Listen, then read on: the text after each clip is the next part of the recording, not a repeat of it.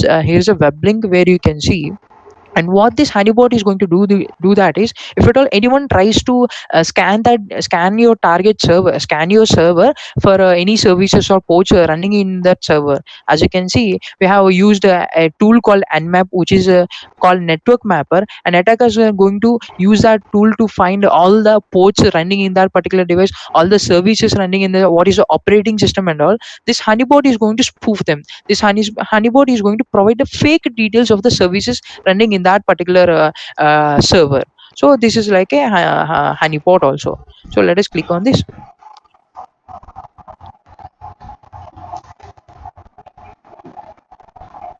We open that.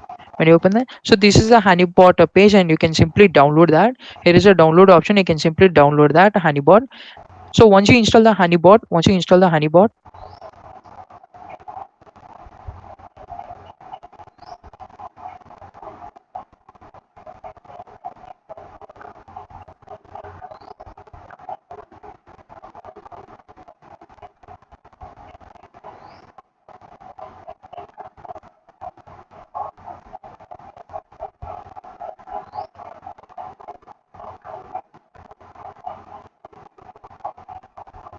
I'll just give you some names and some temporary mail.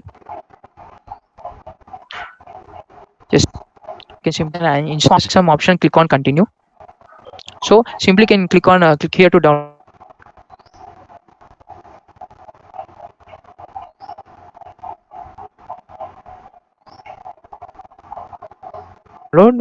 And once that so once it is downloaded, you can open the installer.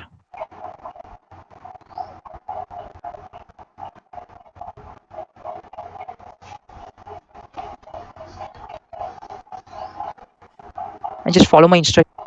Simply click on next and accept the license agreement. Click on next, click on next, click on next, and simply click on next and install. So installation is very fast, very fast. Just you need to go for click next, next, next, and all. So now when you install the honeypot, and it is very simple process to configure that. So here it'll, whenever you open honeypot, it'll give a pop-up like, would you like to configure honeypot now? Just simply click on yes, click on yes. Once you click on it, you'll be provided with a window called the options window, where you see a couple of tabs in here. So you'll be in the default general tab. You can see it'll ask like couple of options like auto start and load, enable sound alert, capture binaries, automatically rotate logs, and give a server name. So the thing is like, if you enable this option, whenever your system restarts, this honeypot is going to run. So whenever it finds any malicious attack being on the device or the network, it is going to give a sound alert, like it'll give a alert, sound kind of alert, saying that some kind of malicious activity is performing on this network or the device. And capturing binaries, it is going to capture all the details, all the packets which are being sent by the malicious attacker to this particular device or the server. And you can see automatically rotate log. So when you click on automatically rotate log, what happens is, whenever the logs are found out, and it is going to save them in the background and all. So now you can give a name for the server. Even though my system is not a server, we can just simply give it a name called some public 08 by default. And here you will see other options like email alert, exports, and updates. You can export all the logs which are given by this honeypot as a CSV format. And also, if you have a server, a remote server, where you want all these logs to be stored in a safe place, you can simply give the server's IP address and all. And here is an email letter. If at all you want, you're not in a position where you can't be 24/7 on your server sitting in front of that and checking for the server's attacks and all, right? So you'll be in your home, and you'll be in a position where you're eating your tiffin. So if you are a device administrator, and the thing is like, there is an attack being happened, and this honeypot is going to give you your details. Honeypot is going to give a email alert such that there is some malicious activity happening on the server.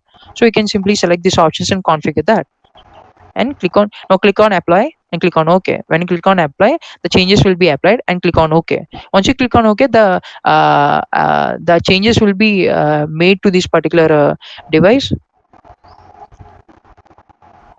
So no, Fatima is asking like, is Honeybot similar to anti-malware? No, it's not anti-malware. It'll just alert you, and it'll just give some fake responses to the hacker. It is not an anti-malware. Anti-malware is like, it'll detect all the malwares, and it is going to what it is going to, it is going to analyze them. The thing is like, this Honeybot is going to just find the heavy requests or malicious requests that are coming to this device and network and all, and is going to give a pop-up that there is some malicious activity being happen.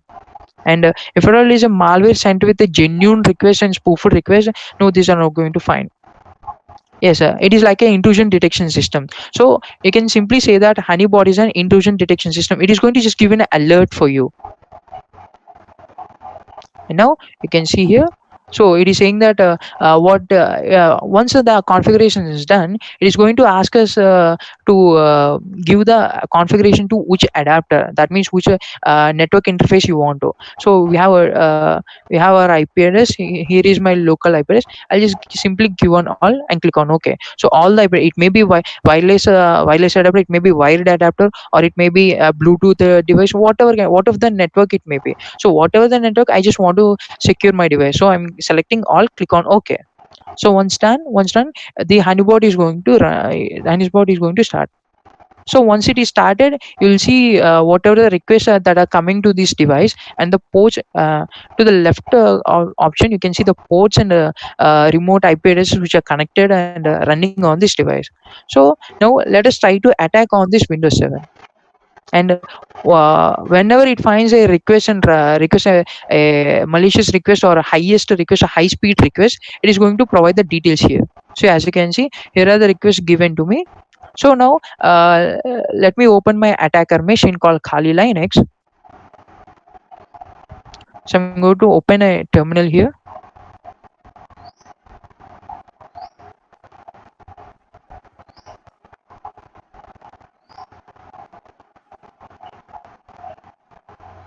Just give me a second.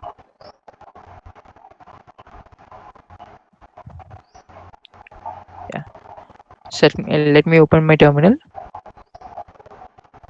and type nmap. So we have nmap, right? It is nmap in GUI. So when I open nmap,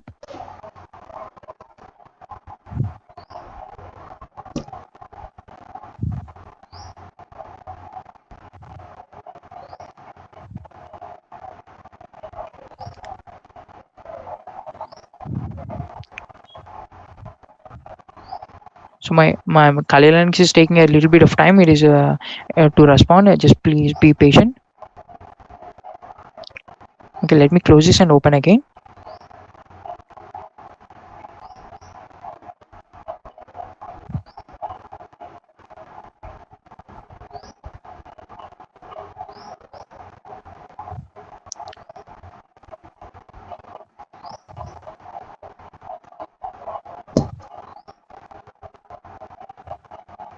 Yeah, Kali Linux is booting up.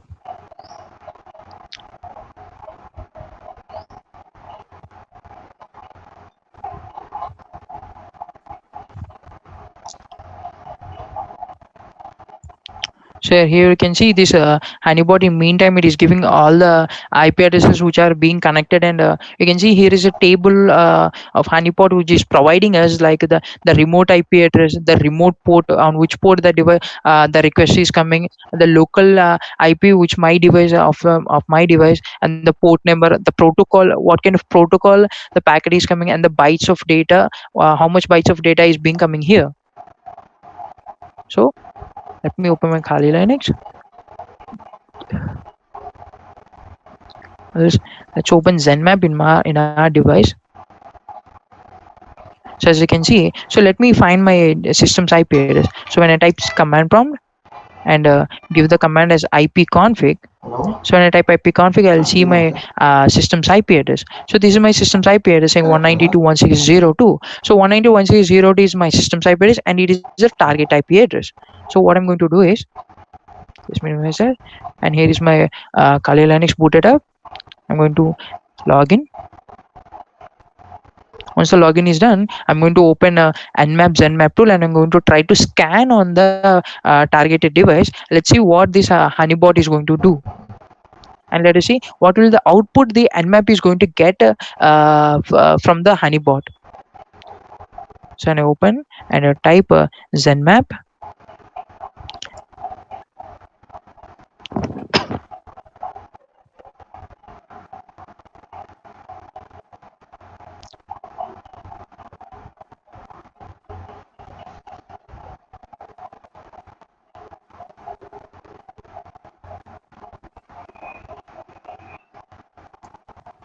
So here is a zenmap, and you can see here I'm going to give the target IP address as 192.168.0.2. So 168.0.2, and I'm going to select the intent scan as usual and click on scan. So once I click on scan, this nmap is going to scan on the target address which is on my network.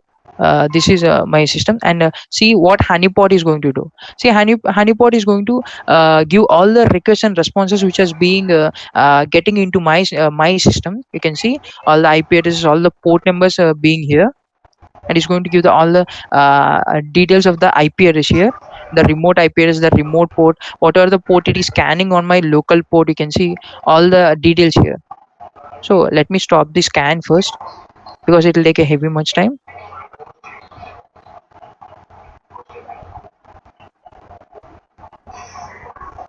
So as you can see here, this particular nmap is going to find a lot and lot of discovering all the ports like 21, 41, 111. You can see 110, 143. All the ports are being opened. Literally, no port is opened in my device. No service is running in there. But honeypot is going to trick the user in such a trick the attacker in such a way that all the ports are open on my device. So what the attacker thinks is that okay, all the ports are open this in this device, target device. So let me hack. So he'll try to hack all the ports, all the service. He'll try to find he'll perform some scanning techniques. He'll perform some vulnerability assessment techniques. He'll perform some let's say he'll perform some exploitation techniques. He'll try to do all kind of attacks. But the thing is like it is just a honeypot. It is just a trap. It is just a loop. He's going to be in this particular loop only because he'll find all the ports open. He's going to find all the services are open, and he'll try to attack on that. But nothing will happen because all the services, all the ports are fake.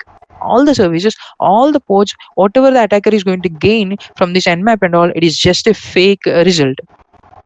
So this is how the honeypots work.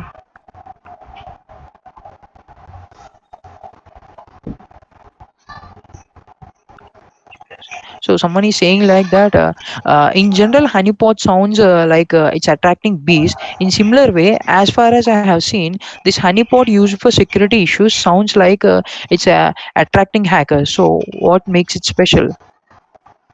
I didn't get you. This honeypot used for security issues sounds like it's attracting hackers. The thing is like using these honeypots and all, even though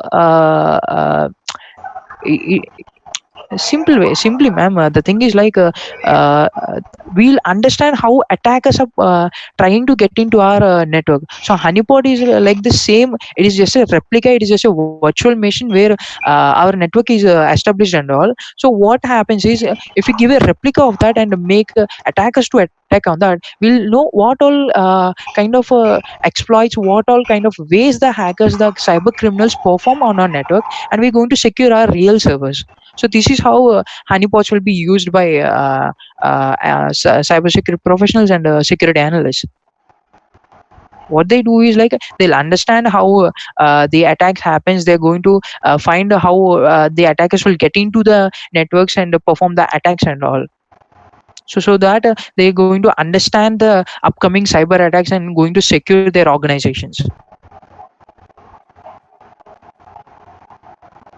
So as you can see, these are all the logged IP addresses and port numbers and all the services and different bytes of data, every size of the data you can see on the screen by honeypot. If at all you want to stop this honeypot, you can simply click on the red button you see here, which is a stop option to stop this, and clicking on stop. So when I click on stop, honeypot is going to stop. But whenever I restart that, because I have configured it to start when the system loads, it is going to start when I restart my device. So this is how you can be secure, and it is like an intrusion detection system that it detects the attacker's request and all, and it's going to provide the attacker with the fake details. It is going to provide the attacker with the fake details so that the attacker thinks that okay, here are so many ports, and he's going to perform attack on that post, but he's not going to get into our system. He's going to be in a loop created by the honeypot. So I hope everyone has understood how the companies, cybersecurity companies, and other researchers and all, they'll be secure will be secure using these honeypots and all. Simply close that and click on save changes. I hope everyone has understood how to use honeypot, and this thing happens. So now, let us say, as I have shown you the nmap, using nmap only, simply performing some requests, the honeypot has tricked the attacker in such a way that there are a lot of ports, and it created a fake environment for the attacker. Now we'll see the real-time attacks performed by attackers called DDoS and DOS attacks. That someone is asked like difference between honeypot and honeypot. Honeypot is a software name. It is also a honeypot. Honeypot is just a software name. And to give you clear explanation about honeypots, there are honeypots and also honey nets, honeypots and honey nets. So honeypot is nothing but a single server being maintained by the replica of the real web server. Honey net is a group of honeypots being in a single network. So you can see here there are three honeypots in this network. A complete network is created here. So if there is a network of honeypots, this is called as honeynet. There is just a honeybot is just a name of the software. Okay, I hope you understood that. And now let us see how attacks, the most devastating attacks of hackers, which make the organizations lose millions and millions of dollars, which is nothing but the DDoS and denial DOS attack, which is called a denial of service attack and distributed denial of service attack. DOS means denial of service, DDoS means distributed denial of service. So what happens is, as the name indicates, denial of service, it is denying the service it's providing. So what servers, what domains, and what websites give is they provide some services, and attackers perform some attacks on that particular servers and websites and applications in such a way that they are not going to provide these services. They are not going to run their services, and the legitimate users or the original owners of that particular servers are not going to use them again. So they're going to completely make the servers and services to deny them. So it is done forcibly, not by any genuine reason or any vulnerability. So the thing is, the denial of service attack. So how it is going to be happen? Let me give you a scenario. If you if you are familiar. If you're familiar with a website called manabadi.com, most of the students and whoever are applying for government exams and all, for MSET or 10th class exams, so everybody is going to use this manabadi.com website and going to search for their results. The thing is like, if when it is a result time, and a result mania, not only one person, if not the student, their parents, their relatives, their friends, and everybody's for one person's result, at least minimum to minimum 10 people are going to open the website at a time. So the thing is, you will face a lot of the people will face a lot of issues, that the website will take a longer time to load. It'll take a heavier time to load, and it says for some people the website is not even going to be loaded at all, and they'll get a response that the web they'll get a response is that like it says that service unavailable, 503 service is unavailable, or the site can't be reached. Simply it will says that the site can't be reached at this moment of time, please try again later. What is happening there? Is the site really down? No, the thing is like, you are in a waiting list, the users, because for one ratio, it is a 1:10 ratio, that for one guy to see his result, there are 10 people using the website, are connecting to the website. It is being like, if it is a MSET result, they are going to there are around 2 lakh students are writing their exams, they have written their exams, and The thing is like when the results come, it is a result mania. There is a chance that for one person there are 10 people seeing the results. So let's say there are 100 people only writing the exam, 10 people for them, 100 into 10, it will be 10,000 people accessing the website at a time. And if it is an insert result, there are going to be 1 lakh people writing the exam and waiting for the results. And for 1 is to 10 ratio, or let's consider 1 is to 5 ratio, see how many members are going to access the website at a time. From since morning till evening, they'll try to continuously being trying to access the website, open the website, close the website, open the website, close the website. They're going to use that in their system. They're going to open that website in their mobile. They're going to go to the net center also. They're going to ask the net center guy to open the website and search for the results. What happens is that the website is not loaded for so many people. Nobody Nobody is there have a 5G speed of internet. Until the unless they have 5G speed of internet or 5G speed of bandwidth or 100 Mbps bandwidth, only they are going to access the website sooner. Because they are having highest bandwidth speed, they are going to access the website sooner. Because the thing is like more at a time 10 to 20,000, 30,000 people are accessing the website, and the web server is unable to continuously respond to the particular users in such a way that its capacity is only for 5,000 people, but there are 10,000 people accessing the website for a minute, or for a 10 minutes of time. The server is going to give connections. The server is going to provide its service for only 10,000 people, but only 5,000 connections. But for 1 minute, there are 10,000 people trying to access this website, connect to this server. So the server is unable to bear the load, and it will say that it will deny the service, saying that the site can't be reached by the other people, unless and until existing 5,000 people will disconnect from the server. Other people who are other 5,000 people who are waiting for that server or website to open, and they will be in the waiting list, and for them it will be getting a message like services unavailable. So this is happens genuinely.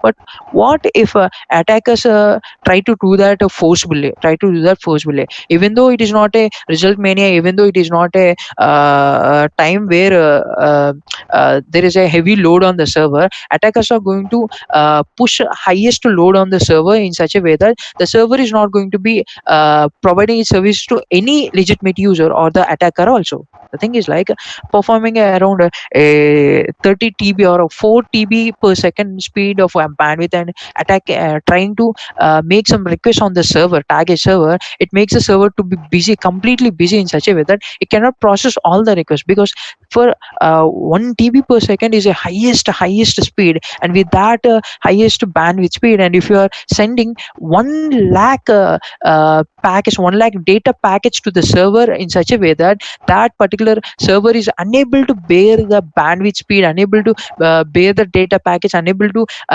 respond to the data package sent by the attackers, and it is going to completely crash out. And sometimes there are a lot of scenarios where the servers are unable to bear the DOS and DDoS attacks performed by the attackers, and they lost and the hardwares are being completely damaged, and they are unable to boot again.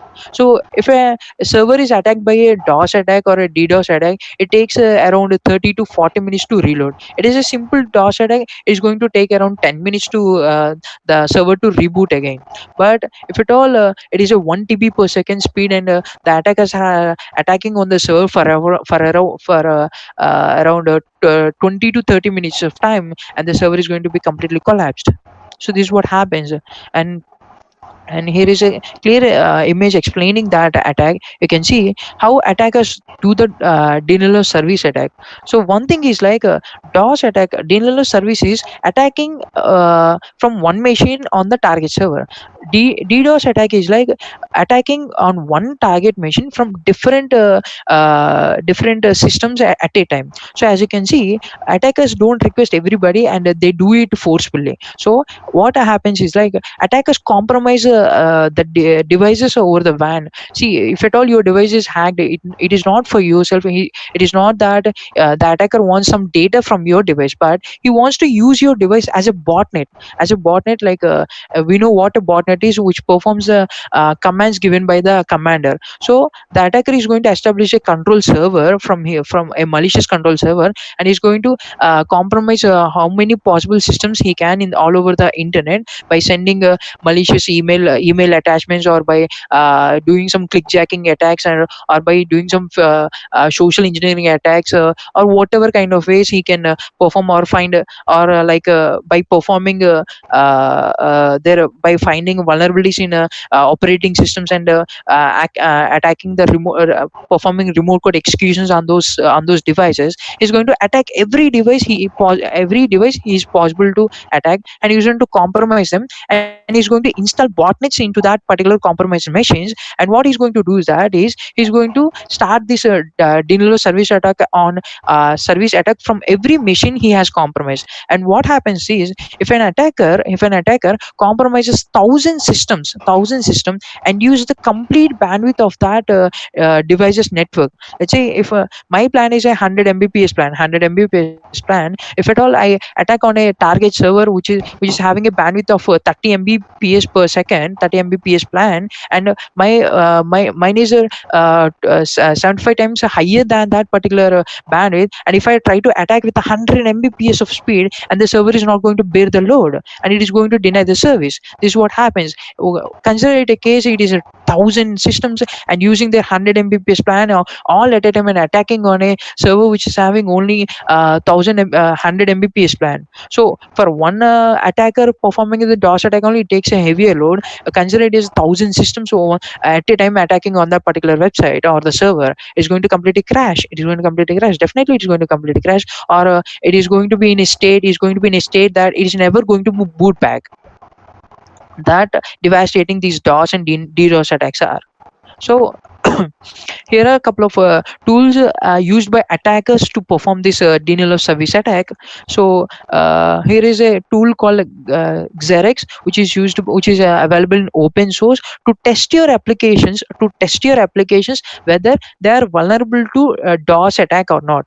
This is just only for educational purpose, and you should not do it for any malicious purpose. And performing DOS or denial of service DDoS attacks is illegal, and it is a crime.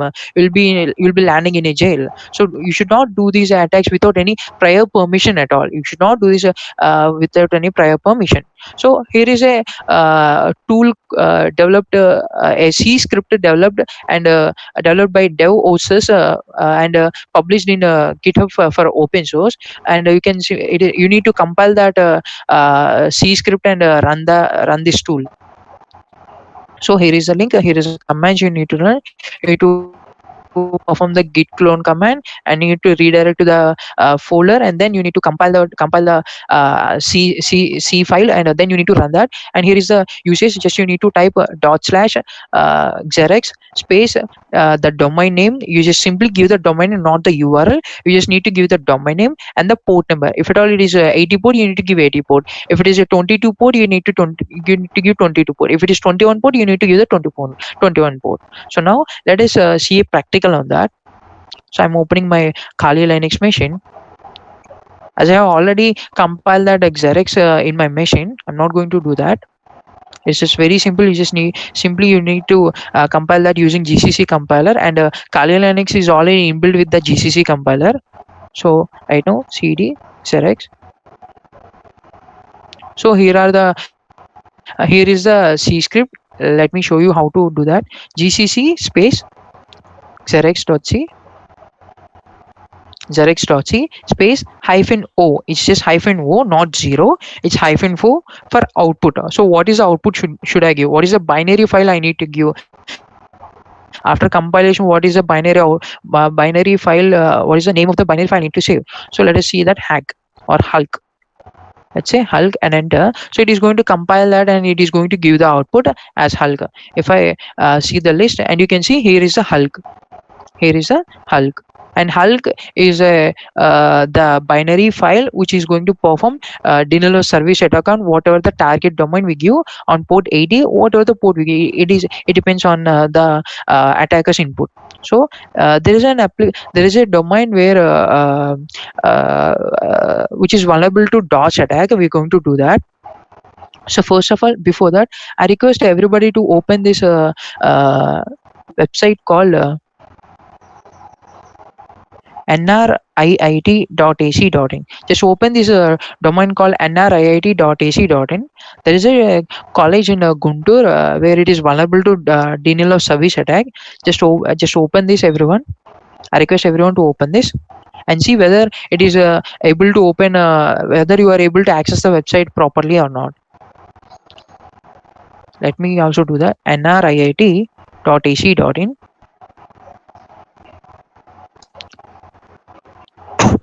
So as you can see, I can open this website within seconds. I'm able to open this website within seconds, and it is loaded clearly. So now, and I hope everyone is also able to access this website right now. Okay. Yeah. Let me see that. Yes. Okay. Yes, you are able to access. Right. Now let's see. What if an attacker performs a denial of service attack on that domain? So to do that, /hulk Hulk space the domain name nriit.ac.in space port number 80. So I'm going to click on enter. Let's see. So it is going to make a continuous connections to that particular website. As you can see, it is making a number of requests at a time. It is going to send a connection request continuously to that particular server, which is nriit.ac.in on port number 80. As you can see, how much faster it is going to do is like now this attack is going to use all the bandwidth of my network and perform the attack on that particular server.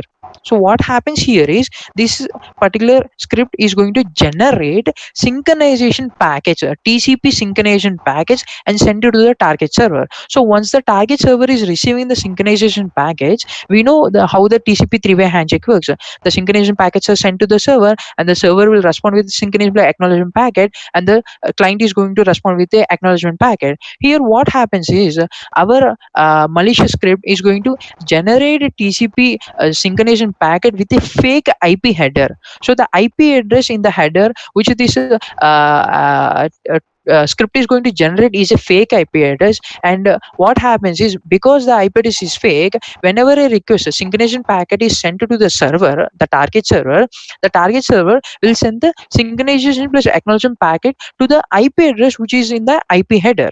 What happens is, the attacker is not going to get the connection back, and the request is sent to do some other IP address. And what happens here is the server will wait for 70 to 75 seconds to receive the acknowledgement packet from the client, because we know the TCP three-way handshake, as I said. Now it will send the synchronization, it will receive synchronization acknowledgement, it will send the acknowledgement packet. So the server, after sending the synchronization plus acknowledgement packet, it will wait for minimum 70 to maximum 75 seconds to the client to send it the acknowledgement packet, intended acknowledgement packet.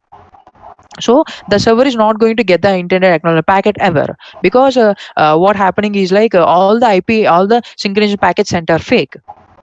And as you can see, if I try to access this website, so I request everyone to again try to access this website in incognito mode. Just click on the browser menu. You will find an option called, if at all you're using, you will find a new private window. If at all it is a Chrome, you will find as an incognito browser. Just open that and try to access the website nriit.ac.in.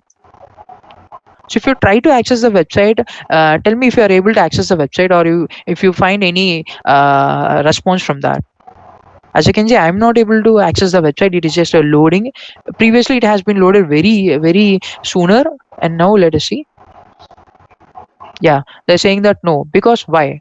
Because you're not able to access the website. Why? Because already already the attacker is performing a denial of service attack in such a way that he's sending continuous requests to the server, so that the server will be very busy, such that the legitimate user is not going to access the website. Because, and again I'm telling you that here the speed matters, the bandwidth matters. The attacker is going to take a complete bandwidth into his attack, because I'm sending, I'm stopping this because it will take a heavier time. So the attacker is sending the TCP synchronization package in higher bandwidth speed, let's say 100 Mbps speed. He's sending 100 Mbps speed the synchronization package. If your bandwidth is just 5 Mbps speed, whose request is going to go first? Definitely the 100 Mbps speed, because it is a faster bandwidth, right? So the attacker uses highest bandwidth to perform the attack on the denial service attack on the servers. So here, to perform the denial service attack and DOS attack, also the bandwidth speed matters. So I hope everyone has understood. So if at all, see, as the attacker has stopped the attack, let us see whether the website is available or not. If I reload this, let me see in how much time I'm going to access the website. So it will take a lot of time to access it, because the server has been shut down, and it has to reboot itself in order to provide wait for all the 70 seconds of the request. And when the 70 seconds gets expired, then the connection will be left open for other response, other requests. So when all the 70 seconds which are sent by the synchronization packets are expired, then only you are going to access the website. So I hope it takes a little time. So I hope everyone has understood how the attackers are going to perform the attack.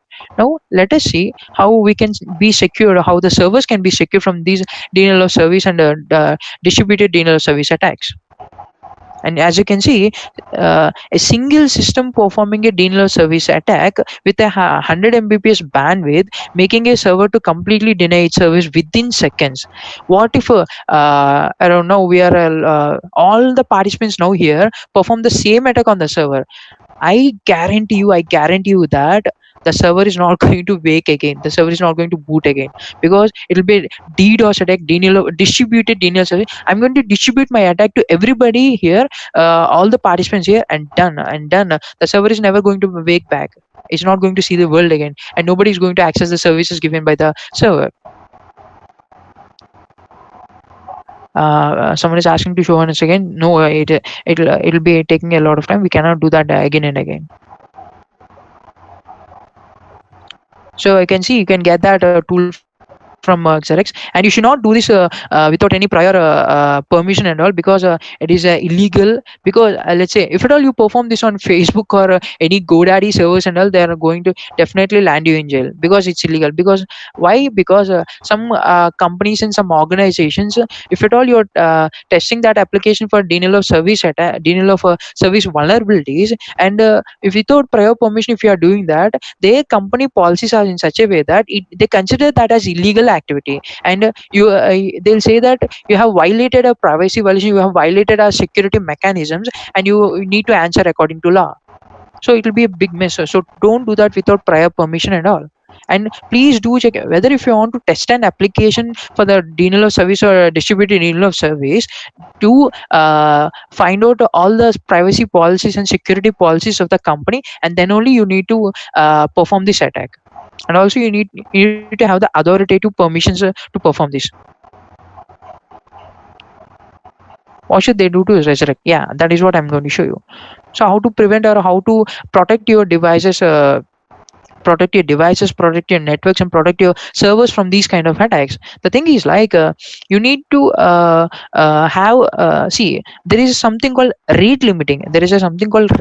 As we have discussed yesterday. Without having a rate limiting, if there is no rate limiting to the networks, or rate limiting to the request, the attackers are going to perform brute force attack. We have seen that yesterday. Now here also the same thing, but the attacker is performing synchronization flooding attack. The name differs and the attack is the same. The attacker is sending the synchronization flood attack, where synchronization packets are sent to the server, and because there is no rate limiting configured in the servers, networks and all, and the firewalls and IDS systems, and they don't have, because they are not having intrusion detection alerting systems, or they do not have intrusion prevention systems in them, or they do not have any cloud-based IDS and IPS systems in their network, they are vulnerable to DOS attack and denial service, distributed denial service attack. In order to be secure, you need to give rate limiting to the network connections. Let's say for 1 minute, it should accept only 300, let's say 300 or 400 connections, not more than that. If any other connections are coming, it should send an error back to the client such that you are performing so many requests, too many requests are being connected. Please wait for some time, or please what do you say? Please deny your please stop your request you are performing and all. So what happens is that giving some rate limit to the network and all, you'll be secure from DOS and DDoS attacks, because every other requests are ignored. By having the rate limiting, the SYN flooding attack will be ignored, and the attacker is not going to attacker is not going to be successful of this DOS attack. And another thing is like we have security devices like intrusion prevention systems, intrusion detection systems, where which can identify and stop these illegal activities like denial of service attacks or malicious requesting attacks in the network layer. So let me tell you this: the DOS attack can be performed on two layers. One is two layers of OSI model. We know OSI model how it has around 7 layers of 7 layers, where application, presentation, session, transport, network, data link layer, and presentation layer, where there are two layers called layer 4 and layer 7, which is the application layer and the transport layer, where the communication happens and the package will be received and understood and processed and all. So attackers are going to perform attacks on the layer 7 and also on the layer 4. We have performed the layer 4 attack right now, as we have sent a synchronization package to the server, and the synchronization packets are sent to the layer 4 of the server, and the server, in order to respond to the request given by the attacker, and it is taking a lot of time, and it is performed the layer 7 only. We don't need to go into the layer 7 layer 4 and the layer 7, sorry.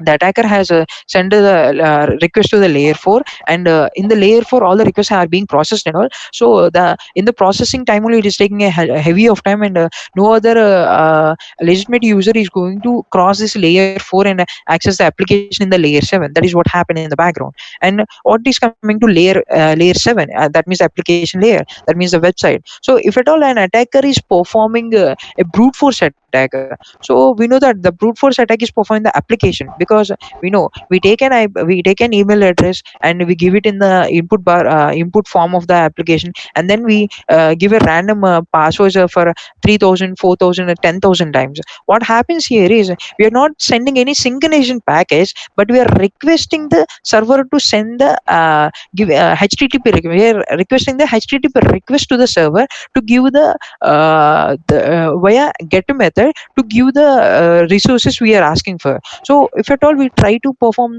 the DOS attack on this by performing the brute force, like a looping the attack continuously requesting the server in such a way that it needs to give the resources of the website.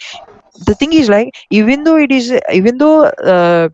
the website is found that if at all you are asking a if at all you are asking a HTTP request in such a way that the resource is not already available in the website on the server, what happens is that the server needs to process the request. It'll get the HTTP get request, it'll process the request, and then it'll find for the resource in each server. Once if it is not, it'll send back you a 404 error page. It'll give you a 404 error page. To do that, it is taking some time, right? To do that, in order to give you a response that 404 error page, it needs to process the request, and it needs to get the 404 error page from the web server, and then it needs to transfer that to your client browser. So it takes some processing time. So what if an attacker performs the request 1,000 times, 10,000 times, 4,000 times, 1 lakh, or 1 million times at a time? So because the HTTP get requests are genuine, and and it is going the request is being sent to the application layer, the layer 7, the layer 4 will be bypassed, and the attack will be performed at application layer, and the application cannot process the millions of requests at a time, and is going to deny the service. That is what happens in the denial of service attack. It may be in the layer 7, it may be in the layer 4. So I hope you understood that. So in order to fix them, in order to be secure them, as I told you, rate limiting should be established. Even though in the applications we can rate limit the application to the number of get requests, or number of post requests, number of put requests, or number of head requests are that are sent from a single client, so that we can prevent the DOS attacks. First thing is rate limiting. Second thing is using implementing these honeypots, next generation firewalls, cloud based firewalls, intrusion detection system, intrusion prevention systems. You can secure your networks and all, networks and devices from DOS attacks. Okay, I hope you understood everything and everything regarding DOS and denial of service attack. So now let's discuss how attackers and hackers use malwares, how they create malwares, how they perform, how they generate the malwares and attack on victims. So the thing is, what a malware is. What is a malware? A malware is nothing but a malicious software which will perform damage, which will make your device to disable its services, like in such a way that you cannot able to boot your device again. You'll be in a situation where whenever you click on a start button, the start button opens 10 to 20,000 times per second. It'll make the your system to completely crash out, and you will see whenever you boot your device, you will see a blue screen saying that your system has been crashed, and it will give a sad emoji and all. So these are all because of the malwares. All kind of activities, all kind of disabilities, all kind of malicious things happening in our systems, all are because of the malwares which we download from, given by the attackers, or which you download from a third party resource, or which you download, which you trust a person, and if at all that person is a malicious guy, and he implements a malicious hardware, or he connects a malicious hardware into our system, or he injects a malicious website into your system, or if at all he downloads a malicious software and he installs in your system, then that's done. He's going to do anything because they have the access. So different kinds of malwares are viruses, trojan horses, backdoors, worms, rootkits, spywares, ransomwares, botnets, adwares, and cryptos. There are different various malwares which are categorized into different names as a virus. A virus is a simple it is a harmless virus which will replicate itself into the computer programs. A virus is nothing but it will replicate itself into every other program which is installed in your machine. Coming to a worm is a malware which spreads itself from one computer to other computer. Coming to virus, it will just spreads itself into the other programs installed in your software. Like that, it is going to gain access into the explorer, gain access into your Firefox browser, gain access into your let's say task manager, and it will make your task manager disable, or it's going to gain access to your taskbar such that the taskbar will be disabled and you are unable to see the taskbar again, or it will hide your desktop icons, or it will hide or it will make your device unable to shut down. It can do anything. So a virus will get into every other program which is installed in your machine. Coming to worm, a worm is not in a state where it is going to attack or replicate itself into a program installed in your system. Instead, it is going to replicate itself into one machine to another machine in a network. If at all there is a network and a worm enters into your system, it needs no time to enter from one machine to another machine. It can travel through any way possible. Like let's say if a network is consisting of devices sharing files and documents via network sharing, so this worm is going to find the way where there is a network sharing resource, where a network sharing way available, and it jumps from one system to other system automatically. It performs automated tasks. Coming to virus, it is not going to jump from one system to other system automatically or by itself. It is just going to replicate itself into system machines or applications installed. So this is the difference between virus and a worm. Let us see how attackers use some kind of virus generation toolkits and worm generation toolkits in order to create viruses and worms. So here there is a malicious virus maker called JPS virus maker. So JPS virus maker is a virus generator which generates a malicious viruses, and you can just simply it is a portable tool. You can simply run that, and selecting couple of options and clicking on create, it is going to create a virus for you. So let me show you that practically.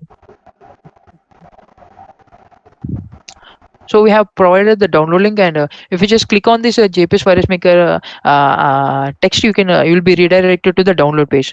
Once you click on that, you will be redirected to the download page. It is in a cloud. It is in a cloud storage and secure, so you can download that from here.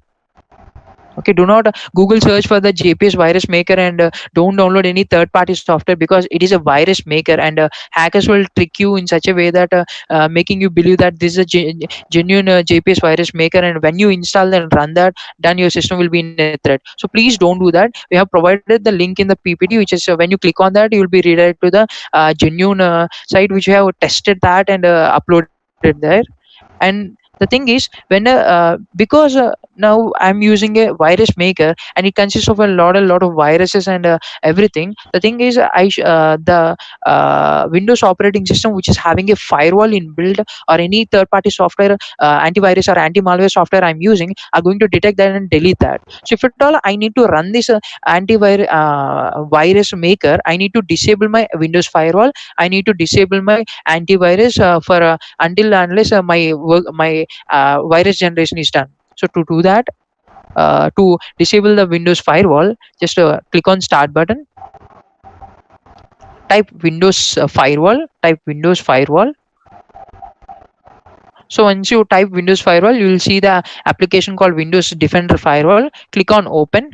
When you click on open, you will find the Windows firewall window.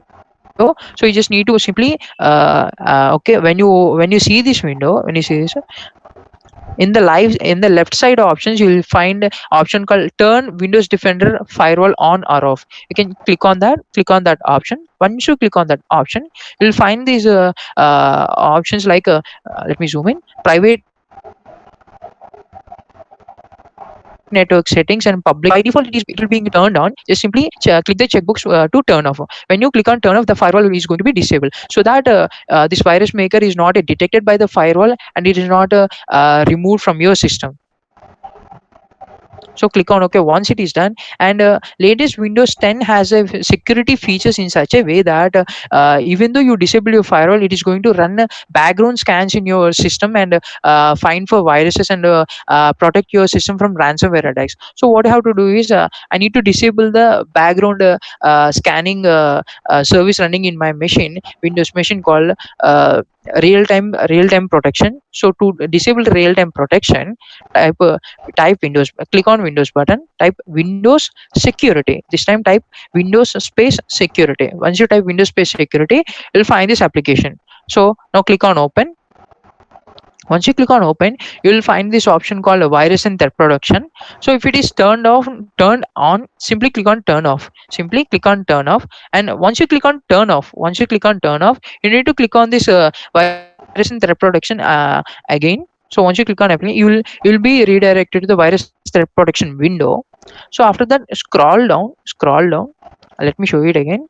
Open Windows Security, turn off. If it is turned on, click on turn off, and then click on this virus threat protection option. Once you're done, scroll down. You'll see virus and threat protection settings option here, and you'll see the option called manage settings here. When you scroll down, you'll see the manage settings option. I will click on that option. Click on that manage settings option, and you'll see the real-time protection, cloud delivery protection, automatic sample submission, and tamper protection. Just simply disable everything. If you see this every option, you need to disable every option. Unless and until every option is disabled, the malware the malicious generator is not going to run in our machine. This is only to make the malware creator to run. I'm not saying that disable everything so that your system will be secure. I'm saying definitely your system will be insecure if you do this. I'm only telling that if at all if at all I want to create this virus and run this JPS virus maker to create a virus, I need to disable my antiviruses and protection and all. After that, I'm going to definitely enable this. So you should. Okay, after everything is done, close that. Open this JPS virus maker.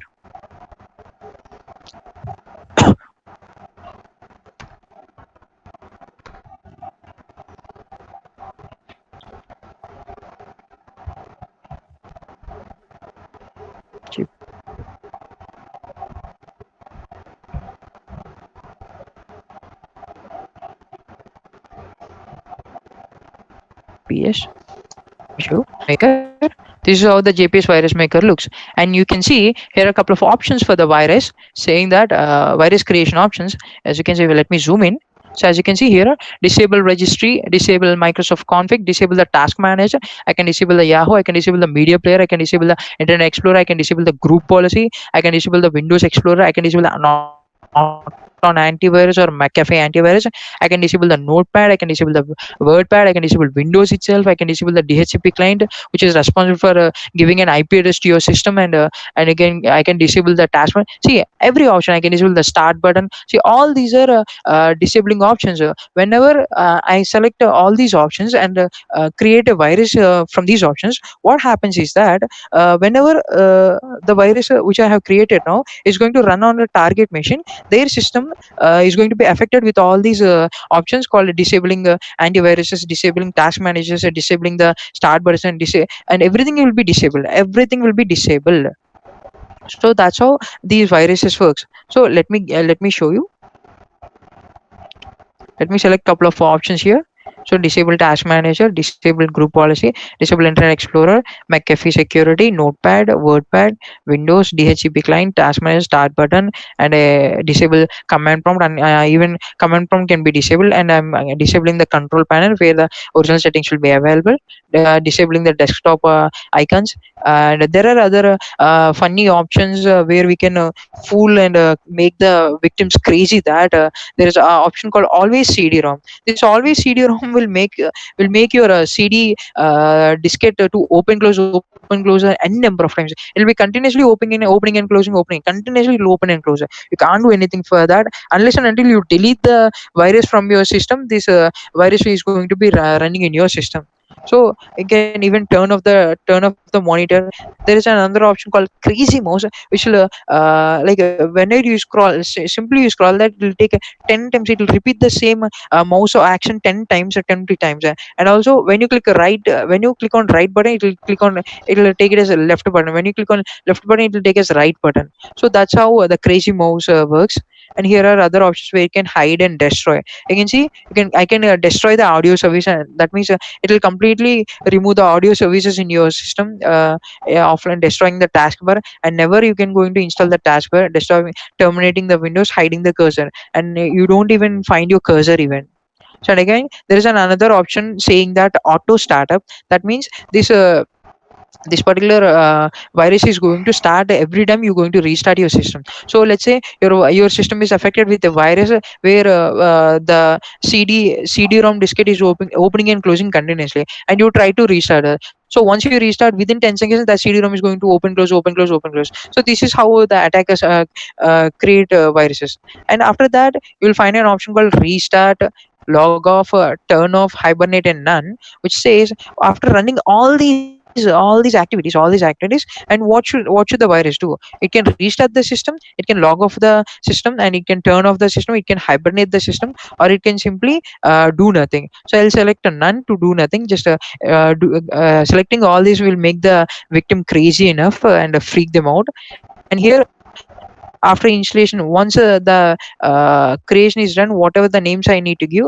So because as a if I give any official name, which will be all the names or inbuilt names in a Windows operating system, and these are going to make the victim think that okay, this is the original or the system process, I'm not going to kill that.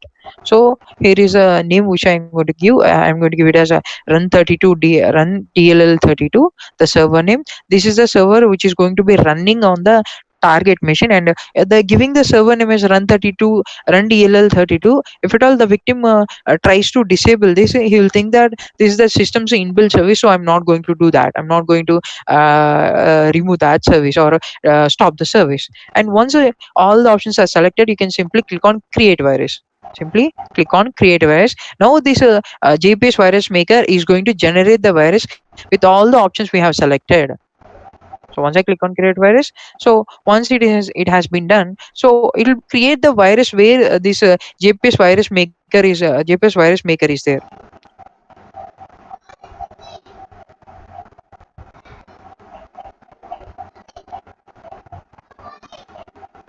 So if I open a desktop, it is desktop 4. folder. Let me show you that.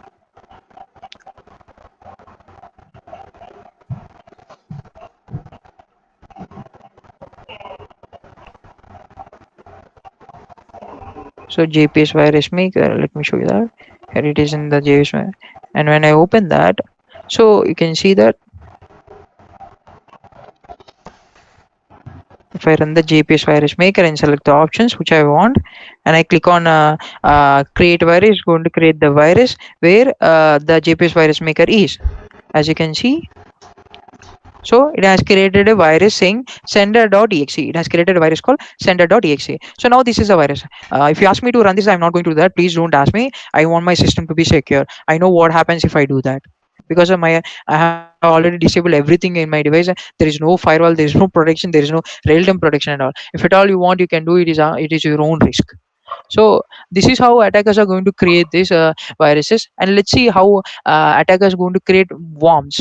So worms are way better than viruses, because viruses only affect your system, but worms will affect every system in your network. It is going to affect every device in the network.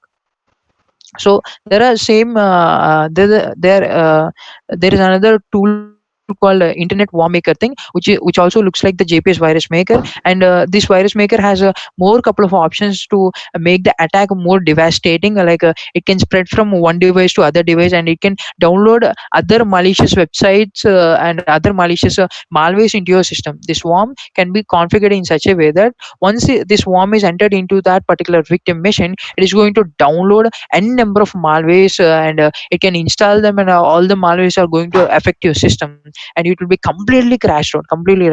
And even this worm can download a ransomware and also make that run in your system, so it will be much more devastating. So let us see how attackers are going to create it. So there is a tool called internet worm maker thing. We have also provided the genuine link here, which has tested. So clicking on this will give you the link to download the internet warm maker thing. So let me open that.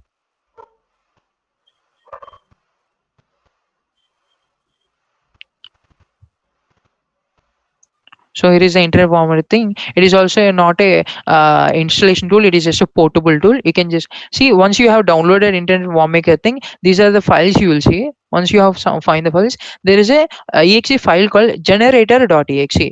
Once you double click on that, the internet warm maker thing window will be open. This is how the internet warm maker thing will be looks like, and it has a couple of many options where the attacker can use, and just simply by clicking selecting them, and at the end clicking on generate worm will create all the malicious, all the a single malicious file, which single malicious worm with all these features enabled here. So simply we need to click on select the worm name. So you can give the worm name as uh, worm123. So I can give the author name as the author as FTP, and the version I can give the version. It is just a warm maker thing, and we can give the version 2.0. I'll give it as 2.0, and I can give a message whenever anyone install this warm maker, and they are going to have a message there. Hi, you have been hacked. So it will be like hi, you have been hacked, and it will be hacked. You'll get a message that, and the output path, okay, it will be stored in a C, compiled to exe support. So whenever this is going to create, it is going to be generated as a .exe file, and you can see here are the startup option. So this virus is going to embed itself into the startup options available, all the startup options available in Windows operating system, like a global registry startup, local registry startup, Windows logon shell hook, also start as a service. And it's going to if you just select this option, this worm is going to run as the global registry service, global registry startup service. Uh, the global registry startup service will start along with the Windows operating system. So the worm running along with the Windows operating system, before the antivirus runs, this worm is going to be run. So this is a devastating attack. And you can see here are options like English startup, German startup, Spanish startup. What happens if you select that? Once this malware is run, and whenever the system is restarted, the victim will see all the language, all the text and content icon text will be in German language, or a Spanish language, or a French language. And you can see here Once that is done, so we can give another active payloads to this particular worm, and we can perform some other random activating payloads. You can see we can select an active payload, or we can give a custom randomly make it activate a payload. And you can change the activation of payloads in every time for every minutes of time. What are the payloads which can be activated? Like hiding the drives, disabling the attachment, disabling the keyboard, disabling the mouse, giving a message that saying, having a title, a pop-up box or a window saying that uh, attacker's message saying that you have been hacked.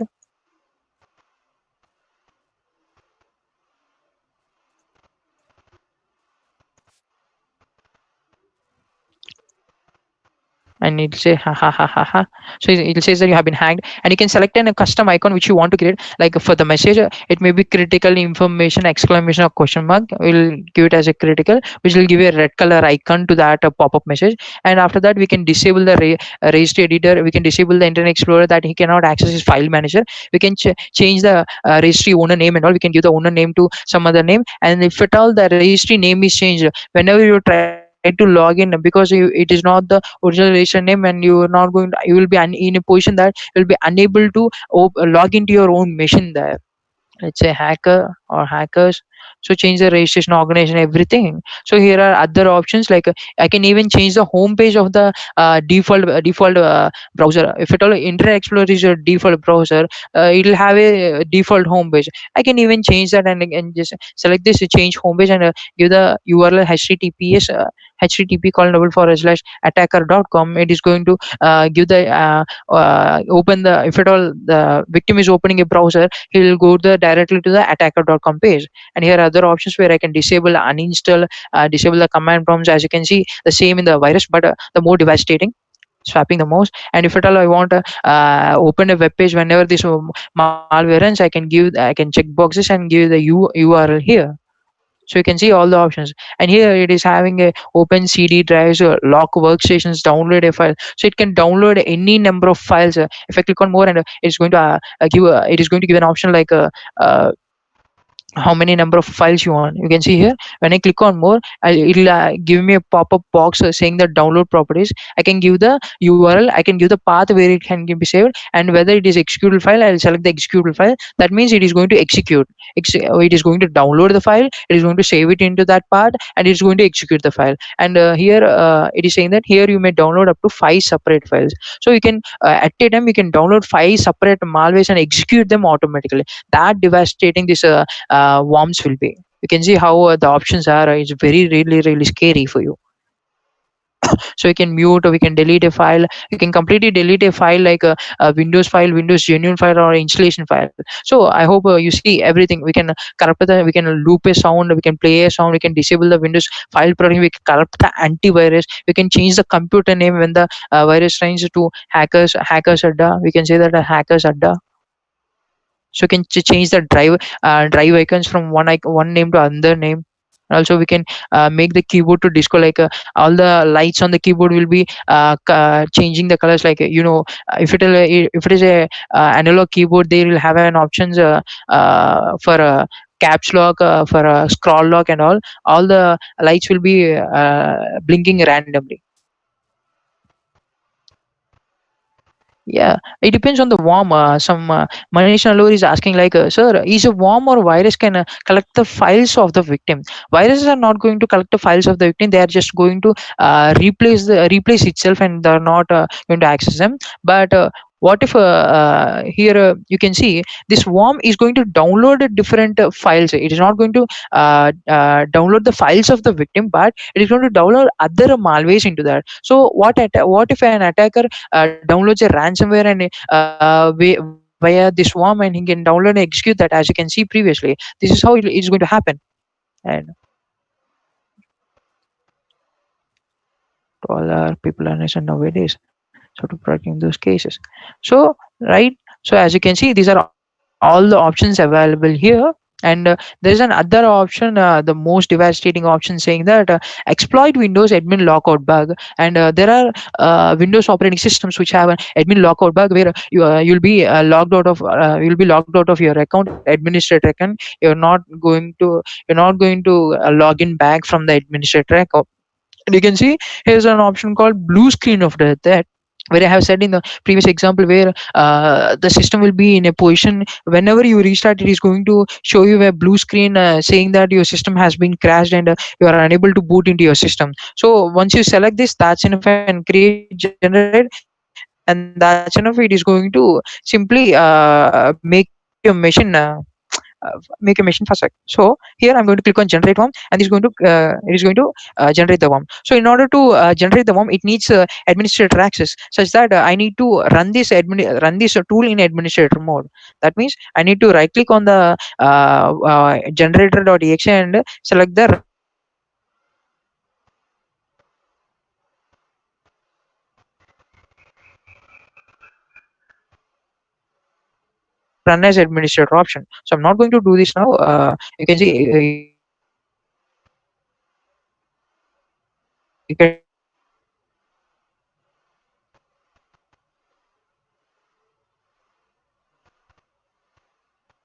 do this now. Suggesting mode. Screen noise, okay. Please do not generate that. After generation, I strongly request that please do not double click on the malicious file, and your system will be collapsed, and you'll be in a position where you will not access your systems. And don't come to us that so our system has damaged, what to do and all, because you are the one who has done this. Okay, fine. Don't do that. Okay, understood. So now let's move on to the next topic. And the next one is our keyloggers. So what are keyloggers? Keyloggers are basically keystroke loggers, which will log every key you press on your keyboard, hardware keyboard, or every mouse click you do, or every time you open a browser, close the browser, every time you open an application, close an application, or do some chats in an application, you search for a browser and you log into your website, everything will be logged by the keylogger. So keyloggers are programs or hardware, and keyloggers can be in a hardware, like there are some couple of hardware devices where which perform like a keyloggers, where they will log every keystroke you type on the keyboard, every mouse click you do on a browser, on your Windows screen, or every application you open. It may be Windows Explorer, it may be Internet Explorer, it may be your Chrome browser, it may be your WhatsApp desktop, or it may be a control panel, whatever the application you open close, every time you open, every time you close, every time you perform an activity, this keylogger is going to make a log of it and save it in your system. And or else it is going to transmit that logged file into remote location. That means a remote server or remote email address. So the thing is, why these keyloggers are invented? It is not invented by attackers, it is invented by companies where they wanted to monitor their employees, and in such a way that no malicious insider or a malicious hacker in their network, in their company, is going to do some malicious activities in such a way that they're going to leak sensitive information from their company servers. So by installing keyloggers in every employee machine which is in the company, so they are going to monitor the activities of the employees in such a way that no malicious insider is going to inject a hardware, and is going to download or inject a hard disk or inject a pen drive and download the files. If at all he's downloading the files and the files are being transferred, they are going to get an alert that some kind of a data transfer is being happening, so that the server administrators or the device administrator, they're going to get alerted and they're going to catch the culprit. So that is why the keyloggers have been implemented. And also keyloggers are like a monitoring applications used by parents to monitor their children's activity. They are used for monitoring their children's whatever the applications they are visiting, what are the websites they are visiting, what they are doing on their systems, or what they are doing in their mobile phones, and they just want to monitor their children's activities in order to keep them secure, in order to find find the secrets and all, and act according to that. So that is why keyloggers are implemented. And now what attackers are doing, attackers are going to attackers are using the same keyloggers, and using them for malicious purposes, like they're going to grab your Facebook credentials, they're going to grab your bank credentials, they're going to grab your payment details, they're going to grab your website activities, they're going to grab whatever the browsers, what are the websites you have visited daily. It may be in the night, it may be in the afternoon. Anytime you open a browser, anytime you close your browser, or anytime you visit a web page, that keylogger is going to log everything you have done, and it is going to store it locally in a cached storage. And then once it has logged, and if the attacker has configured the application in such a way that it should send the logs every 10 minutes or 20 minutes, and then this keylogger is going to send those send those logs to the attacker. So how it is done, so how it is going to how the application is installed in your system, what the keylogger is going to do. There are keyloggers, how it is propagated into attack. So attacker will send here's a scenario, the attacker will send a malicious file to the user. When the user clicks on that malicious link, and installs that keylogger into his system knowingly or unknowingly, what happens is that whenever the victim types something on his keyboard, and we know how the thing is how the input output systems work is like, when you give input to your input from your keyboard, and that text is, or the symbols, or the binary data is going to the Windows kernel, and the kernel is the one which gives communication between the hardware and the software. We know that the uh, kernel is one which gives the communication between the hardware and the software. So after you enter you enter something on your keyboard, that text will be sent to the kernel, and then the kernel will send them to the drivers. So from the kernel, the drivers, if at all it is from the keyboard.sys driver is going to take that and send to the application. And the same way, if at all it is a mouse click, the Windows kernel is going to send that to the mouse.sys driver, and send to the application. If it is from a USB device, the Windows kernel is going to take the input from the USB device, and transfer that data to the device, and transfer driver, and that driver is going to transfer the data happens. And what happens here is, drivers which are sending to the application. So what happens here is, these keyloggers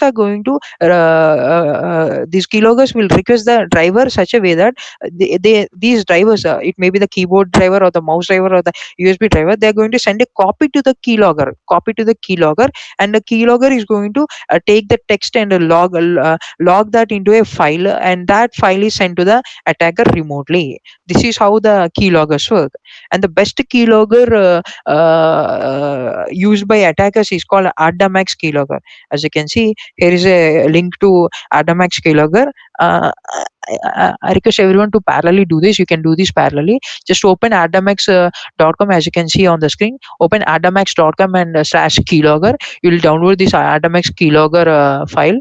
And once you download it, it will ask a password. When you extract that, the password is ARDAMAX, the company's name, Ardamax itself. Just type ardamax.com/keylogger. So you'll be redirected to a web page where you can download the Ardamax keylogger. Here you can see the latest version is 5.2, and this is how the Ardamax keylogger looks like. And this is our official website. Just simply click on download, and the Atomex keylogger is going to redirect you to the cloud storage where it has stored their keyloggers, and you can download that. And after that, when you need to extract that zip file. When you extract the zip file, it is going to ask you for a password. So the password for that file will be Ardamax. The password for the file will be Ardamax.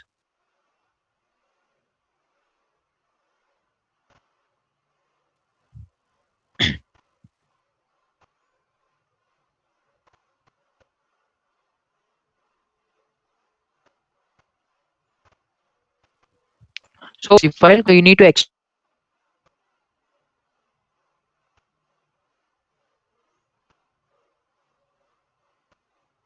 that. When you extract that, it is going to ask a password. So just give Ardamax as the password. Please click on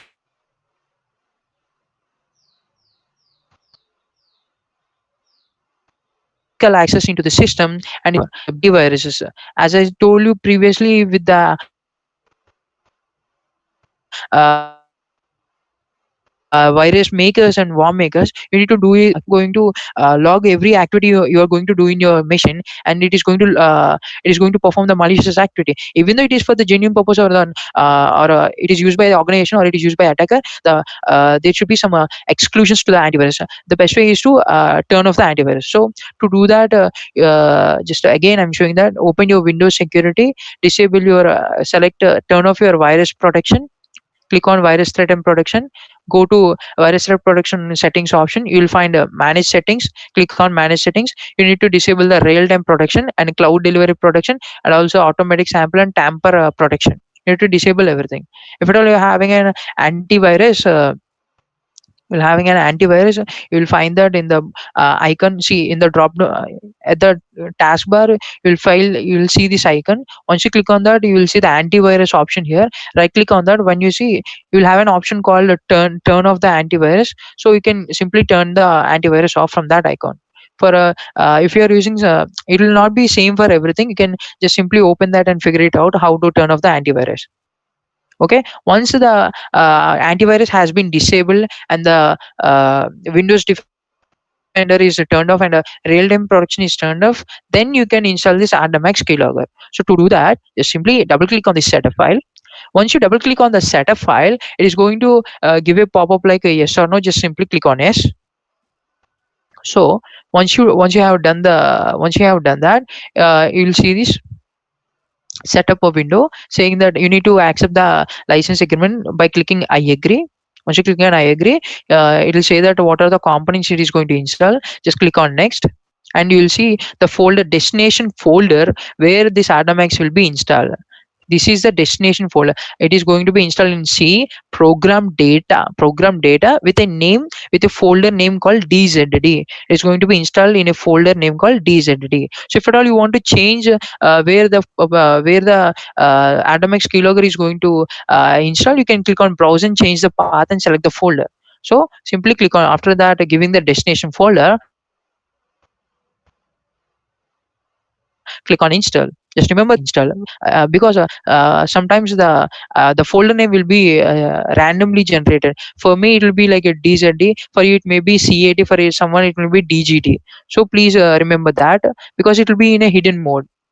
So if at all when you are uninstalling that, you need to delete this folder. Unless you delete this folder, the keylogger will not leave your system. So click on installs. Once you click on install, it is going to extract everything and install the RDMAX keylogger in your machine. So once the installation is done, you'll find two options, run and view quick tour. Just simply uncheck the view quick tour, and then once done, click on finish. Once done, click on finish. So once you click on finish, you'll see an RDMAX icon at the bottom of your taskbar. At the bottom of your taskbar, if you can't find it here, you can just expand this show hidden icons option. Then you'll find it here. So here it is, the RDMAX application icon. So what you have to do is, we need to configure RDMAX to atomics in such a way that it will take screenshots, it will take monitor the web application, it will monitor the all the keyboards for time to time. We can schedule that keylogger to time from one time to another time, and we can even configure that in such a way that it is not going to be popped up. It's not going to even we can make it a hidden in start button, or the control where a control panel where you can uninstall, you can even hide from them. So let us see how to configure this keylogger. To do that, right click on this RDMAX icon, and you see an option called options. You'll see an option called options. Just simply click on options. Click on options. Once you click on options, you will be provided with this RDMAX keylogger window. Just follow my instructions. See that here you'll have a general tab, monitoring tab, and also this delivery tab. So first click on general tab, it will be by default, and here is where you can see all the logs created by this RDMAX keylogger. If at all you don't want the logging to be done, you can simply click on stop logging. If at all when you click on start logging only, it is going to log the device. So here it is going to show you the number of results which has been stored, logged, the number of keystrokes. That means whatever I typed on my keyboard are around the file size is 417 bytes, and the application which I have opened and closed are around 401 bytes. It is 401 bytes, and it haven't logged my website activity, and haven't logged the screenshot. It has not taken screenshots or webcam images or microphone logs and chat logs. So in order to do that, it'll by default Atomex takes 30 minutes of time to do everything. So it'll take a time period of 30 minutes. So attackers don't have that much time. What they will do, they'll make it 3 minutes, or they'll make it 3 seconds. We can do that. So now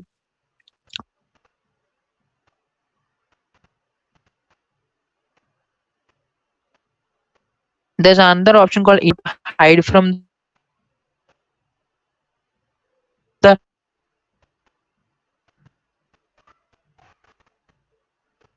tray icon, which has cute, and hide this Atomex keylogger from everywhere this is going to be shown. So you can see it can hide from the Windows startup list, it can hide from the program folder, it can hide from the remove the program uninstall list from the control panel, it can hide from the shortcuts icon from the start menu, it can hide from the processes views or running processes from the task manager also. So simply I'll select only hide tray icon, and by default this is an option called start in hidden mode. By default the Atomex can be hide such that the icon will be hidden, the Atomex icon cannot be seen. To trigger it out, we need to press some hotkeys to that. So here is a security option. We can assign a password to this Atomex keylogger also. Once you enable it, asks you to give the user ID, give the password. You can give the password twice, so you can do that later. So here are options where we can schedule this Atomex keylogger to destroy itself in after some amount of time, or on a particular date. See, you can click on the checkbox and select the click the calendar and select a date. On that particular date, this Atomex is going to uninstall itself and clear every logs it has logged, and it is going to send the logs to the attacker remotely. And here you can see it an option called run on Windows startup, and whenever Windows is restarted, this Atomex is going to start. And see, here is an option saying that hidden mode on. So in order to make this Atomex in hidden mode, you need to type control plus shift plus alt plus h at a time. At a time you need to press this hotkey parallelly, such that this is going to trigger the Atomex to run in hidden mode. In order to get back to visible mode also, you need to type the same thing. You need to type the hotkey control plus shift plus alt plus h. Okay, now we'll move on to the monitoring. So when you click on monitoring, you will see different controls there. The controls, you can see the controls of the keystroke logging, clipboard logging, web activity logging, all the controls for capturing and logging them. So select the keystroke logging, click on settings. Once you click on settings, you can make it you can select some couple of process names, or a window title, or the user account name. So you can configure that the keystroke loggings can be only logged for a particular user. So you can click on user. No, for only particular windows you can select the window title. No, only for particular process running in the system you can select the process name. And you can do that for anything. You can even schedule that from time to time also. You can schedule that. So it'll take so you can do that later. We don't need to do that now. So the same thing with everything. If you It is even the same thing for the captioning for the user, window title, and the process name. So done. So this is what the control is. Now clicking on screenshots. So we're going to configure the Atomex keylogger for the taking screenshots in our system. So it can it can take screenshots on time, it can take screenshots on mouse click also. So once I click on timer, so click on settings. Now I'm going to configure that. So by default it is for every 10 minutes it is going to capture the screenshot for every 10 minutes. So once I click on this minutes drop down, we have days, hours, and minutes, and also seconds. So a hacker don't have patience. They're going to take for seconds, and for every 10 seconds it is going to take a screenshot. For every 10 seconds it is going to take a screenshot. And now here there are other options. It'll skip the duplicates, and that means if at all it is taking the same screenshot, if the system is in the same position, in an ideal position, you're not doing any activity, and it is not going to take the screenshots for that. And then skip duplicates. So click on OK. So once done, and it is also can take screenshot on every mouse click, even for every left click, right click, and middle click. It is going to take the screenshot. And now click on chats. Chats is an old thing, like because Yahoo Messenger, Skypes, and all these are all old chat messengers. Atomax was developed in such a way that it can take it can capture every message sent through these chat messengers and whom you are messaging and all. So now coming to webcam, so this keylogger is not only going to log your keystrokes, but also the your webcam, because it is also a part of your system. So you can log that for every 10 seconds. Minimum is 30 seconds. You cannot minimize that. Minimum, it takes minimum 30 seconds of time to take each screenshot. So after that, uh, you can see the microphone option also. So you can even select the source of the microphone. Let's say if at all you are using some external microphone, it will give the source id. You can select the source id and the mp3 bitrate, where how much bitrate it needs to log the audio. That means it is going to log the audio in your device. That is, it is going to use your microphone, and it is going to record everything in the victim's machine. And then last but not least, the delivery. So as I told you, it can send the logs to the remote attacker. So here it is how it is going to do. It is going to, and we can configure that to send for every a particular moment of time. You can see 5 minutes, I can take it 5 hours, or I can take it 5 days also. So I take it 5 minutes, I can increase it to 10 minutes and all. So that's why it will do. And the delivery method, it is where there are three methods available. One is email, another one is ftp, another one is network. We can select email and give the email credentials and all, so that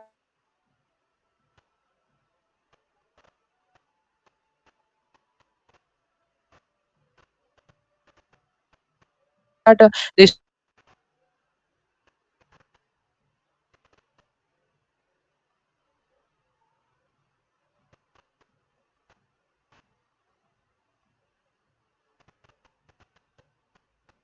atomic scalability of this system. For every I need to give the ftp address and network address and all. So click on ok. So now the success, see that now successfully we have configured this atomic keylogger. Now once you click on ok, only then these settings are going to be saved, and then it starts all the configuration you have done. You need to click on ok, not close or cancel. Once you cancel, the all the settings will be lost. You need to click on ok. Once you click on ok, it is going to give us a option saying that unable to register hotkey. Okay, actually we need to by default the control plus alt plus shift h is a use for other purpose in my machine. I need to disable that and use some other thing. So to do that, we can change the hotkey for that hidden mode also. We can change the hotkey that. So you can see here, to restore the visible mode, press control plus shift plus h. One second. Just click on the icon, right click on the icon, click on options. Once you click on options, you can see that. So you can change this hidden options here.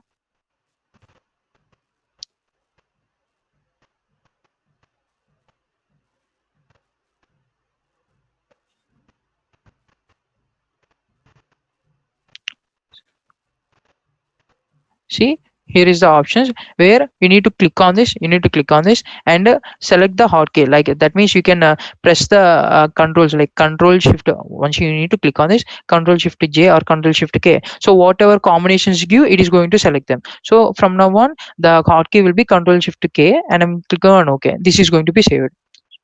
Okay, fine. So you have done this. Now here is a keylogger, and I'm going to move it into a hidden mode. It is going to be in the hidden mode. When I click on hidden mode, this is going to be in the hidden mode. You can see in order to get this back to the visible mode, I'm going to click a control shift k. So once I click on ok, this icon will be hidden. You can see this icon will be hidden. Now the victim doesn't know that there is a keylogger in his machine. There is no icon in this system and all. He'll open his browser and all. He's going to browse everything. Let's say if I open if I open Google Chrome, and also for every 30 seconds he's going to take a screenshots, and also for every 10 seconds he's going to take screenshot, for every 30 seconds he's going to take a webcam snapshot from of the victim and all. If I open Facebook and type if I open Facebook and give a email ID, some email ID, and type to password, and this particular Adamex keylogger is going to log everything.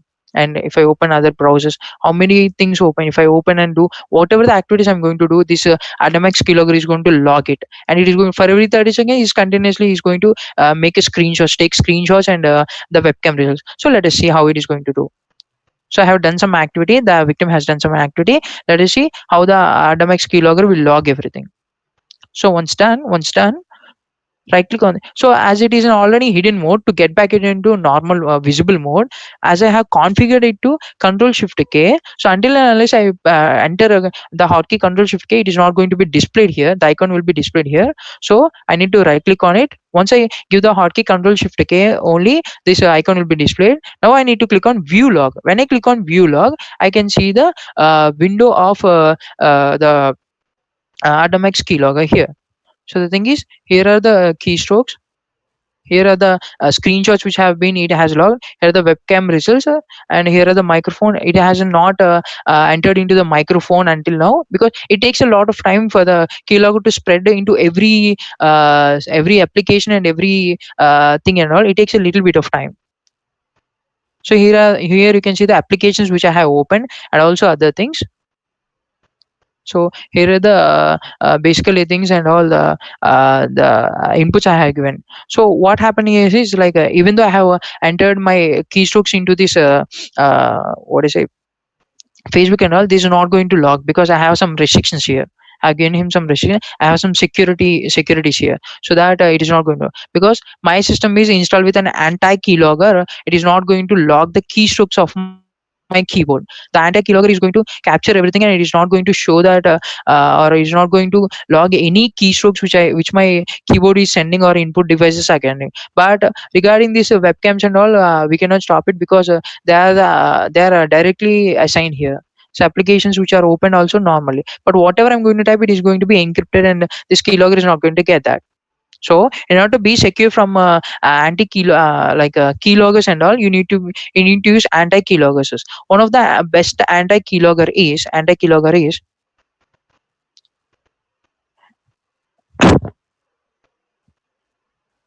see, key scrambler. Key scrambler is a best anti-keylogger which will secure your systems from getting attacked. So how it works is like it is going to encrypt all the data whichever you once I enter a key on my keyboard, after it is going into the kernel, the key scrambler is going to encrypt the data. Once it is encrypting the data, then only it will send it to the drivers. So we know how keyloggers work. They are going to grab the data from the drivers, but this is going to this is going to just encrypt the data before it reaches the driver, so that the data will be encrypted. And if at all you install your keyloggers, and if at all you need to find whether your system is effective with keylogger or not, what you have to do is like if at all the keylogger is capturing your system or capturing your webcam, whenever the keylogger is going to capture you from your webcam, you will see a sensor being blinked there. So that means whenever your webcam is in use, your sensor will be blinked. If at all it is continuously continuously monitoring them, like your webcam is continuously streaming, it will be the webcam sensor will be lit continuously. That means your system is being monitored by someone. So the first solution is that you need to completely format your system. There is no other chance. You don't need to take risk because your computer is completely monitored. So even though when you can frequently see that your webcam sensor will be blinked and off for every 30 seconds or the time you have configured, right? So using anti keyloggers like key scrambler can make your passwords and all the keystrokes to be secure from these kind of malicious keyloggers. Okay, key scrambler is one of the powerful tool you can use. So let us see uh, there is another, and as you can see, we have seen how attackers going to create malwares, attackers are going to create viruses, attackers are going to create worms, and how to identify those kind of malwares, how to identify the third party softwares and download from a third party resource and all. The thing is, there's a beautiful platform called Virus Total, which is a platform where it has a combination of 70 antiviruses communication and APIs, where it will scan every file uploaded, and with the 70 antiviruses, and it is going to give the output in such a way whether it is going to analyze that malicious file, and it is going to find the signatures of that particular file and behavior of the particular file, and then it is going to give us output whether that particular file is malicious or a genuine file. So this is a platform called Virus Total. And also not only the files, you can even check for URLs and domains in Virus Total platform, whether whether those domains are blacklisted domains in the internet and all. Because there are so many domains in the internet which are banned, which are blacklisted by many companies and many networks, many colleges, such that those malicious domains cannot be opened, cannot be visited. If at all someone sends to a link with a malicious URL, and you don't know what to do, you don't know, you're in a dilemma whether that is original link or not, just copy that and paste it in the Virus Total. So here is a platform link for Virus Total. Just type virustotal.com, virustotal.com.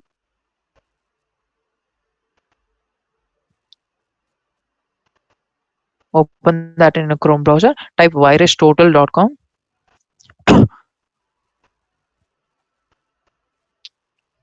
So once it is done, so this is how Virus Total looks like. And you can simply click on choose file. So here are three options like file, URL, and search. If I select a file, click on choose file.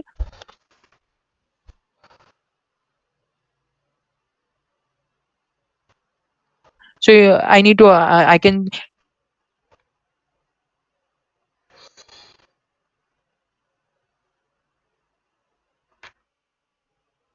take any application and take a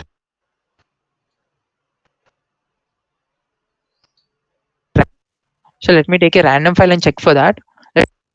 So as you can see, it has scanned the file, and within seconds, it is saying that 7 engines, that means 7 antiviruses are finding that, detect this file as malware. You can see them. There are antivirus like Dr. Web, Sophos, AV, Adware, and all. Only AVB, and other devices haven't found that this as a malicious application. So because we'll be in a position like we cannot install more than one antivirus, because installing two antivirus only saying that they both say that they both collide and say that this is a virus, this is a virus. So the thing is like, you can use this beautiful platform and find out whether a file is malicious or not. If at all, it maybe these many antivirus may not find out, but at least one of the antivirus finds that it is a Trojan or it is a malicious where, and they're going to categorize this malicious application and all. So this is how you can use the platform and be secure from even though you are in a position you need to download from a third party source, just check it in the Virus Total, so that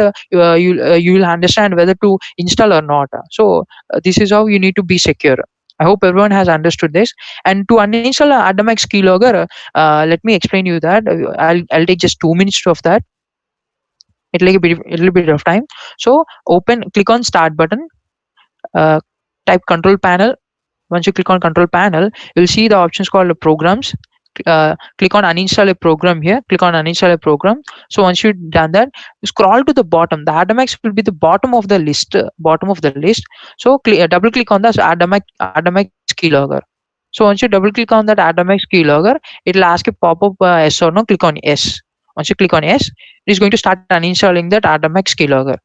And after that, we need to do some couple of things to completely remove that Adamax keylogger from your machine. So once it is done, it is going to give a pop-up like whether to uninstall or not. So click on uninstall. So it is going to delete. It is just deleting the files, not removing completely. So click on close. Once it is done, as we know, as I told you, Adamax has been in every. It is going to be embedded into every file and folder and process and drivers. You need to remove them. So click on exit. If at all you see the icon, click on exit. So once that exit is done, so again when you click on start button, you'll still find Ardamax keylogger 5.1. Right click on that, see my instruction carefully, right click on that, click on more, and you'll find an option called open file location. So you need to click on open file location. Click on open file location, and you'll find an option called keylogger, which is a shortcut file. Right click on the shortcut file. It's just a shortcut file to the original file. Right click on the shortcut file and click on open file location. You'll find an option called open file location. Click on open file location, and you'll find this Ardamax keylogger still existing in your system. It is not. It is just says that it has uninstalled, but it won't do that. It will just fake that. So what you have to do is that you go to the parent folder. You go into the parent. Just go to the DZD folder and just simply click shift plus delete, shift plus delete, click shift plus delete.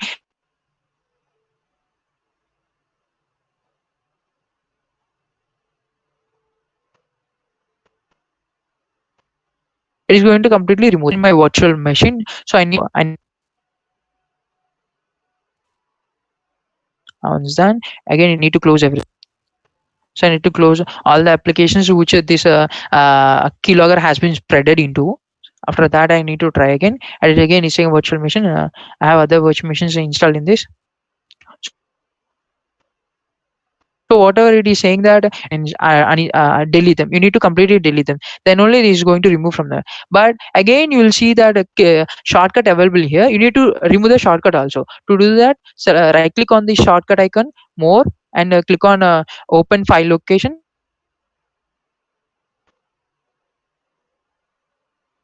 and just select these two and delete. Done. Your system will be out of keyloggers, Adamax keylogger. Remember carefully, you need to open every folder of the Adamax keylogger and delete that. Even in the programs folder, you'll see the Adamax keylogger. Just delete that.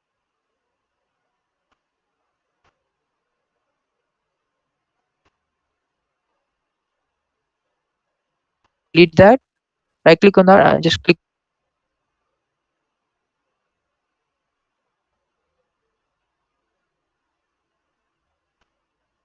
on that. Just click on that. Just click on that. Just click on that. Just click on that. Just click on that. Just click on that. Just click on that. Just click on that. Shift plus delete. Done. Right click on that folder. Shift plus delete. Done.